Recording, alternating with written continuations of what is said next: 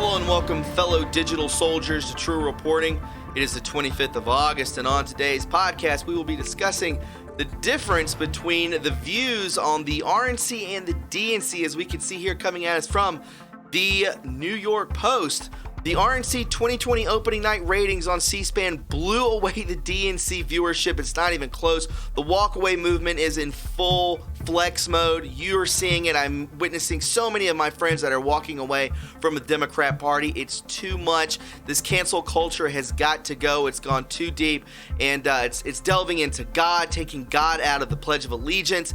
It's censoring us left and right. Our views, our words are being completely suppressed. It's not right, and the left is starting to realize it, and they're walking away from this extremist far left Democrat Party. This I can promise you.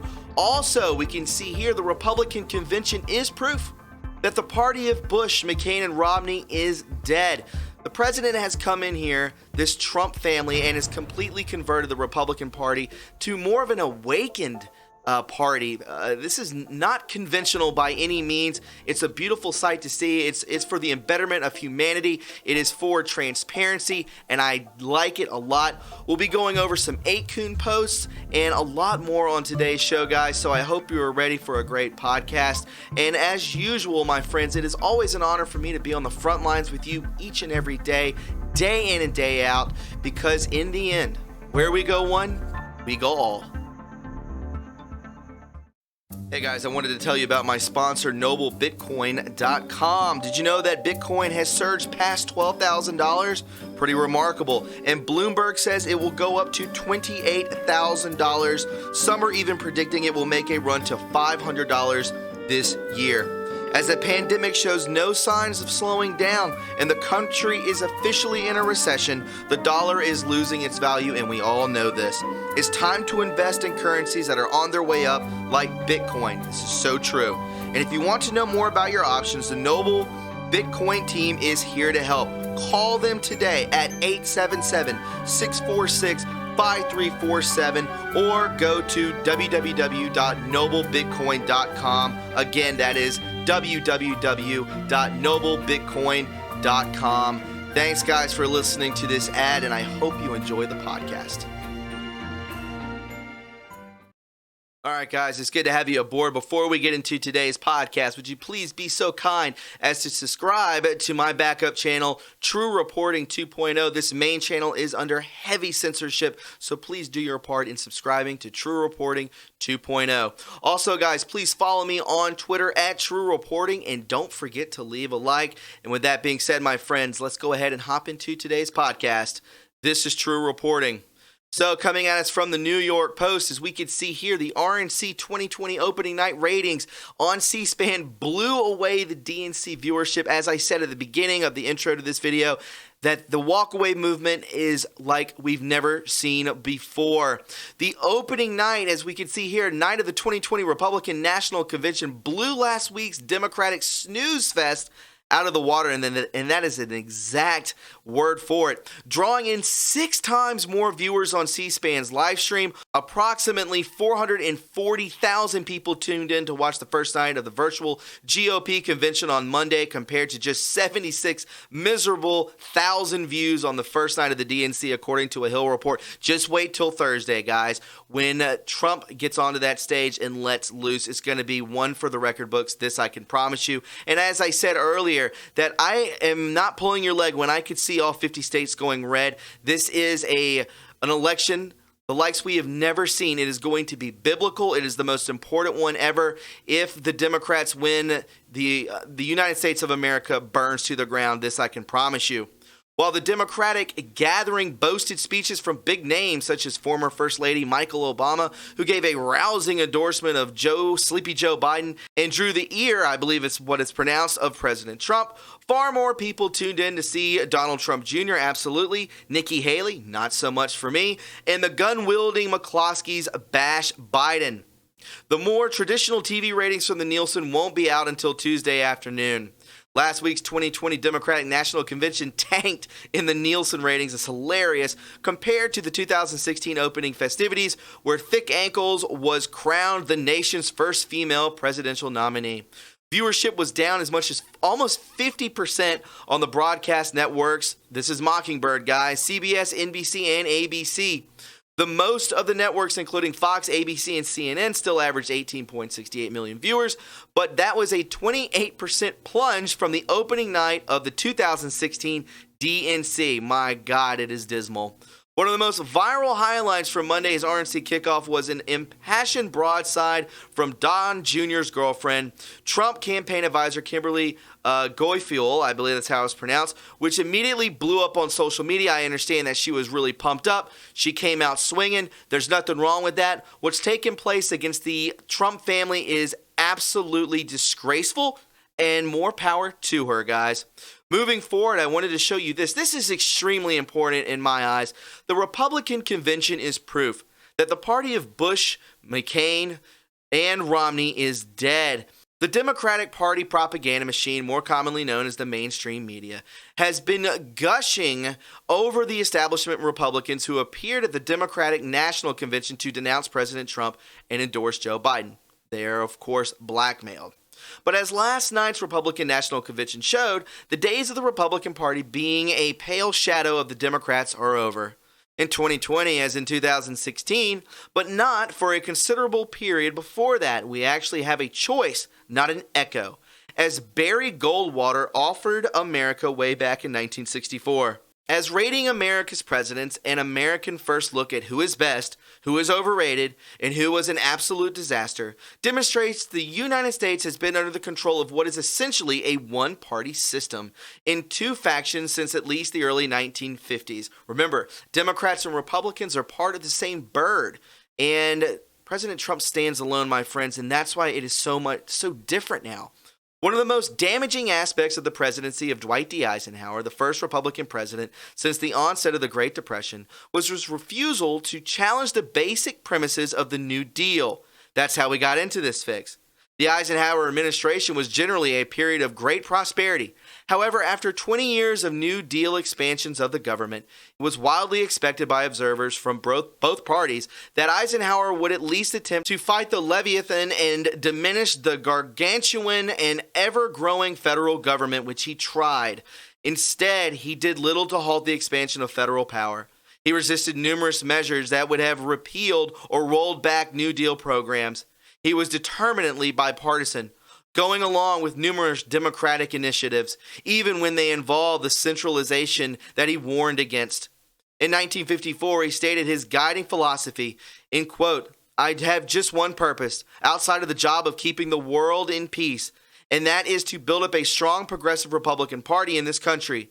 If the right wing wants a fight, they are going to get it.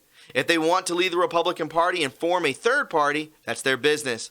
But before I end up, either this Republican Party will reflect progressivism or I won't be with them anymore." George W. Bush, John McCain, Mitt Romney, and Paul Ryan couldn't have said it better. With Republicans implementing large government programs and the Democrats remaining the standard bearers for an expanded federal government, voters had no choice but to accept it.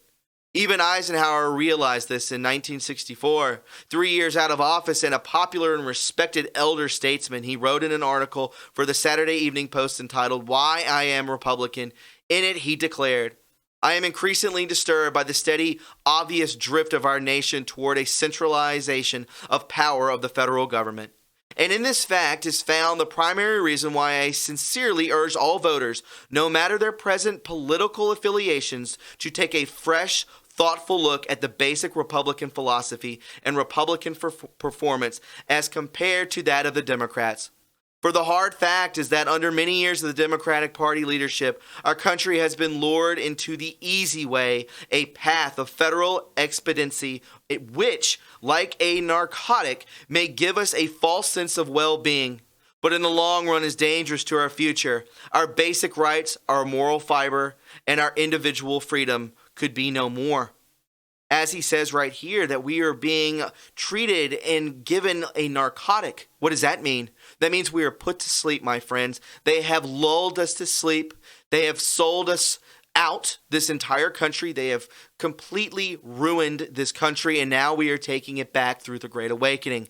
This is very, very informative, and I think that this should be read to anyone and everyone who believes that what is taking place right now is nothing short of biblical. We are taking back our country, my friends, one day at a time. This I can promise you. This is the Great Awakening. And I wanted to show you this from Aid Kuhn. This is actually more on the walk away movement and what the Democrat Party is completely self-destruction. This is a controlled demolition, I believe, from the White Hats. A C-SPAN caller said Monday he was going to support Republicans after a lifetime in the Democratic Party because of the GOP's, and quote, heartfelt national convention and the party's emphasis on, yes, you guessed it, God.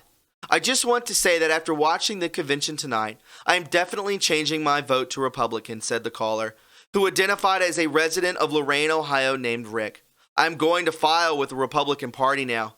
President Donald Trump lost northeastern Ohio's Lorain County to Hillary Clinton by fewer than 200 votes out of more than 130,000 casted in 2016, prevailing in the state by more than 8% of the vote. The caller credited the GOP's focus on faith and how important it is, and we all know that here watching this program. He continues by saying, with this faith, it is inspiring his change of heart. It was the heartfelt way that they came across to the American people, he said, and it's genuine. This isn't this narcotic that I spoke of earlier. This is God speaking to us. I can promise you that. I was really touched by the number of times they used the word God. They put God into everything. The people on the Democratic side at their conventions acted like they were pushing God right out of it, and they are, and the president has touched on that many a time. He added, and they had a lot to do, and that had a lot to do with changing my mind.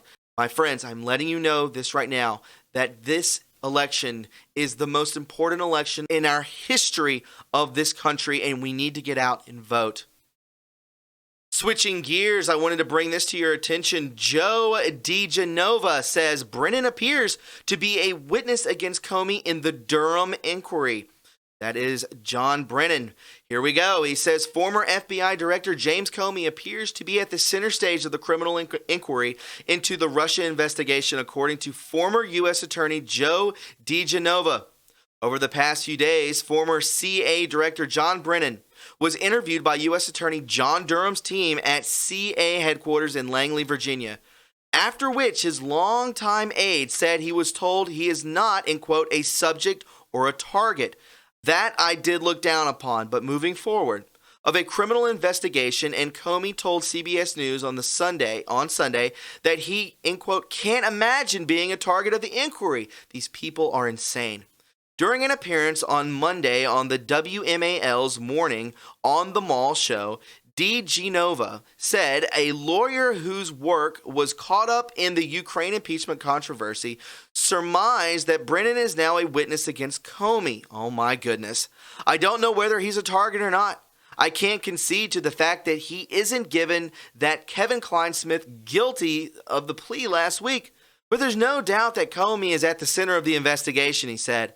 The fact that he has not been interviewed and the fact that the FBI, it is obvious, is now the central focus of the Durham investigation. We are talking about the FBI. The fact that Brennan's representative said that he was interviewed for 8 hours at the CA by Durham and was told that he was not a subject or target, I have to believe that. I can't imagine his spokesman would make a false statement about that nature of the relationship which Durham could quickly correct. I'm assuming that Brennan is free, and as a result of that, he has become a witness against James Comey. Wow, killed two birds with one stone? Could this be the foreshadowing of it? He added, not willingly, but I think he's been forced to become a witness. My friends, I am telling you that this is a white hat controlled movie. We are witnessing a movie. This is not making any sense to me when it comes to how the way that the Democrats are acting. It's not right. They fail at every turn they are given. At every chance they are given, they fail miserably. I think we are watching a controlled demolition controlled by the white hats. Just pay attention. And I think it's pretty clear right now that what they are doing is they are following up on Bill Barr's prescription, which is not every abuse of power is a crime. And that is what Brennan got the benefit of. Given that, I know what happened during 2016, which was a bunch of people trying to do the right thing consistent with the law. I am not worried at all about that investigation of the investigation. Next, I'm sure, will be an investigation of the investigation of the investigation. They just want to have an investigation to talk about. There are more things coming out with the Durham report that show the FBI's primary concern is about its own reputation. They will crash and burn, ladies and gentlemen. I can promise you that. And coming at us from Tom Fenton, which I completely agree with. This guy could be a part of the 17 team. Don't get it twisted. That's just from my own personal opinion. Tom Fenton tweeting to Real Donald Trump should declare, and I love this, a transparency emergency and release all the Obama, Biden, Clinton deep state scandal secrets in anticipation of the likely Durham fail. This has to be done. If Durham fails, remember this, I talked about this a couple weeks ago. Bill Barr and John Durham could go down as one of the greatest prosecutors and attorney generals of all time, or they could just go down in history as regular men. They've got to do their job. Otherwise, the president should declare a transparency emergency and release everything on Obama, Biden, the Clinton deep state scandal secrets in anticipation of this fail. And I think we can all agree on that. I wanted to switch gears again and show you this. Quite strange. This is a tweet from Hillary Clinton, perhaps a country in which over 170,000 people have died from a containable disease. 30 million are out of work. And here's the line that is very strange from Hillary Clinton. And American passports don't gain admittance to most of the world. Remember, this post, Hillary Clinton will be arrested between 7:45 a.m. and 8:30 a.m. Eastern Standard Time on Monday, the morning of October 30th, 2017. That is yet to come to fruition. But what are we watching? We are watching a movie, and maybe we have not gotten to that point of that scene of the movie, correct? But speaking of passports, remember, HRC's extradition already in motion effective yesterday with several countries in case of a cross-border run. Passport approved to be flagged effective 10:30 at 12:01 a.m. Expect massive riots. We are seeing that organized in defiance and others fleeing to the U.S. to occur. U.S. military will conduct the operation while the National Guard will be activated. Proof checked. Locate a National Guard member and ask if activated for duty 10:30 across most major cities. We are witnessing that in real time, my friends. Why is she bringing up the passport where she can't leave? Right here, she says here, and American passports don't gain admittance to most of the world. Where are you trying to run to, thick ankles? This is what I want to know. And again, we are watching a movie. We are watching this all play out, right? She knows she can't leave. They are crashing and burning in real time, and we are watching it in real time. We are watching a movie. I cannot emphasize or reiterate that enough. I think you know where I'm coming from. I want to leave you with this before I get into the last part of the podcast. Yesterday, who I do not trust this woman at all, Nikki Haley, she's too up the butt of the UN. I do not trust them. WHO, give it whatever. I don't trust them. Nikki Haley on the Fox last 10 minutes. I mean, look, Steve, Joe Biden is a very good guy. I know him. I mean, he's just as nice as they come. But that's just the problem. These, and I love this quote, these false character narratives are annoying. And yes, I get the underlying communications. The American public has got to move beyond this hypnotic stage. Remember, we were talking about that earlier. A hypnotic stage that we've seen for all of our lives, where even most of the opposing sides take what the MSM says about these people's hook, line, and sinker. We are not going to be lulled back to sleep. I do not like these people. They all know what they've done. They all know what Joe Biden has done, and yet they still want to creep over to the other side and pay respects. No more blurring the lines. It needs to be cut and dry for this country to move forward. Again, transparency, transparency, transparency. I wanted to leave you with this. You guys know that the other couple weeks ago that I woke up suddenly to seeing that Michael Flynn was following me on Twitter. So on the boards today, a lot of people were talking about Barbara Flynn, who has been posting very much in the past 24 hours talking about how that General Flynn is still a prisoner of the coup, plotting the DNC swamp, and there's zero accountability for her brother. And it's a sick, sad thing. Then I scroll up to look, and she follows me. Then I go to her brother, Joseph Flynn, who follows me. The entire Flynn family follows True Reporting. It blew my mind just seeing that on the board that, listen guys, this channel is making strides. We are the news now, and be proud of that, because my platform is your platform. They know who I am. I'm sure they know who you are. When you're in the chats, who knows? They could be listening to this podcast right now, and I'm sure that the Flynn family will come out on the other side golden. You have created this. I believe that when General Flynn made that "Where we go one, we go all" oath, that was a direct hat tip to Anons and people of this movement, which was extremely beautiful. So God bless the Flynn family for following True Reporting. I am completely flattered, and I just wanted to leave you guys with that, just with some good news. And with that being said, guys, I hope you thoroughly enjoyed this podcast. If you did, please subscribe to this channel. Please follow me on Twitter, and don't forget to leave a like. Remember, it is always an honor for me to be on the front lines with each and every one of you day in and day out, because in the end, my friends, where we go one, we go all. Guys, if you found what you just watched informative and you enjoyed it, then please subscribe to the True Reporting family today. There are many ways to support this channel, like our Patreon link, our PayPal link, and our TRUreporting.us official website link in the description box below. Join the True Reporting family today and be a part of history, because where we go one, we go all.